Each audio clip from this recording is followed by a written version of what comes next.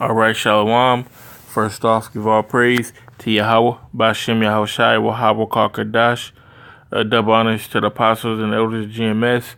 Salutes and honors to the elect, all you brothers across the four corners who are enduring in truth and sincerity, and the women and children who follow. So I got a current event from the Los Angeles Times, which took place in Texas. Okay, so this is says 3 package bombings in Texas are linked. Police say killed 2 people, or 2 people killed.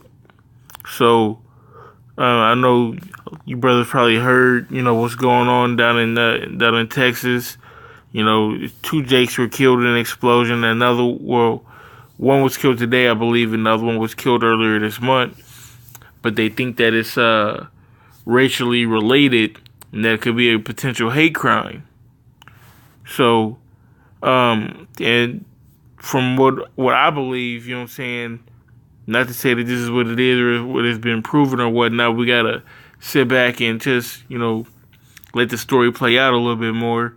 But, I believe that, this is set up to help the race riots. But,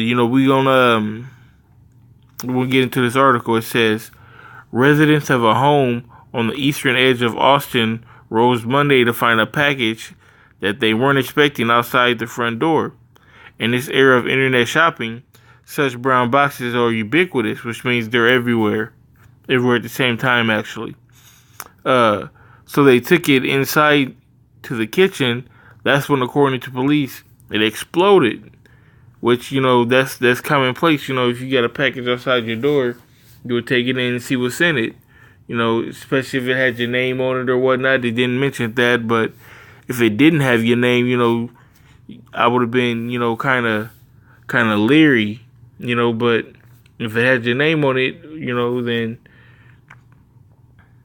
why wouldn't you? It said someone had placed a bomb inside. The blast killed a 17-year-old boy and injured a woman. A few hours later, about 5 miles south, a 75-year-old woman found a similar package on her porch. When she picked it up, it detonated, sending her to the hospital with life-threatening injuries, officials said. So it killed a 17-year-old, injured another woman, and killed another elderly woman.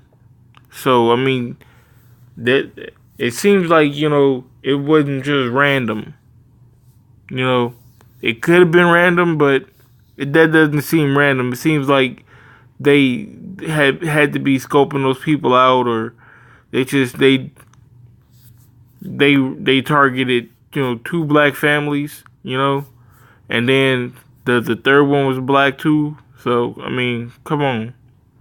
It says investigators quickly realized that the bombing strongly resembled a March 2nd case involving a package that exploded and killed a man in Northeast Austin, in his Northeast Austin home, as hundreds of thousands of visitors are swarming Austin for the annual South by Southwest Festival, which began Friday and runs through March 17th.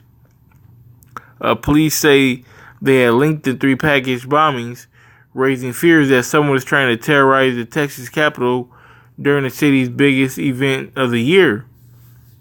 I mean, they ain't bombing, where the South by Southwest Festival is. So, I mean, I don't really get the connection. I mean, of course, it's during that time.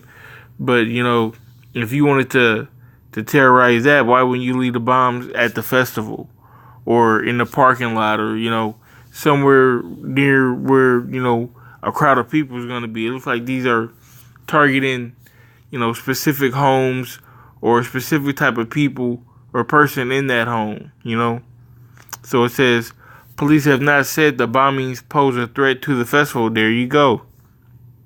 The substantial security operation already placed for South by Southwest has been instructed to be extra vigilant, a festival representative said in a statement. Police also have not identified a suspect or given possible motive as federal officials joined the investigation. So they want to try to get the feds involved with this as well. And like I said, for for 3 different, Jakes to get blown up, it from what I can, give my little 2 cents, it do seem like, they trying to put that vibration out, man. And you in Texas, you already in the South, so you already know how that goes. So I mean, that's the spirit that's going out, man. Cause it's been a minute since they've had something on a racial scale. You had the Las Vegas shootings, you had the Florida school shootings, you had a few things, but as far as racially charged, there hasn't really been anything since that guy ran over them people. I believe that was down in Florida or South Carolina or something like that. But this will take it back up. But like I said, if another person gets blown up next week and it's a Jake, then you definitely have a trend going. But let me get to this scripture real quick. This is Isaiah 13 and verse 14. It says, "And it shall be as the chase roe, and as a sheep that no man taketh up. They shall every man turn to his own people, and flee everyone into his own land." So that's talking about a race riot, okay? Everybody's going to be with their own people, okay? You're not going to trust, a Edomite in that day, if you're a so-called black man, if you're a Jake, if you a East Indian, you gonna rock with your East Indians, okay? If you're Arab, you're gonna rock with the Arabs. Chinese, gonna rock with the Chinese, and this, that, and the third. Okay, it says everyone that is found shall be thrust through, and everyone that is joined unto them shall fall by the sword. So, and really, we always bring that out that, it's going to be us, that's going to be, thrusting through. But the 2/3, they're going to be thrust through as well. Okay? Well, it says everyone that shall be found shall be thrust through. Okay? Of course, if we see a Jake that's with, a so-called Edomite crowd, he going to get it too. But if you see a white dude that's with, a bunch of Jakes or whatnot, then, they come across the fucking Klan or some shit like that, some skinheads or something, they gonna kill him too. It goes both ways. So, ain't nothing worse than a traitor. And in a race war, that's like in prison. Okay?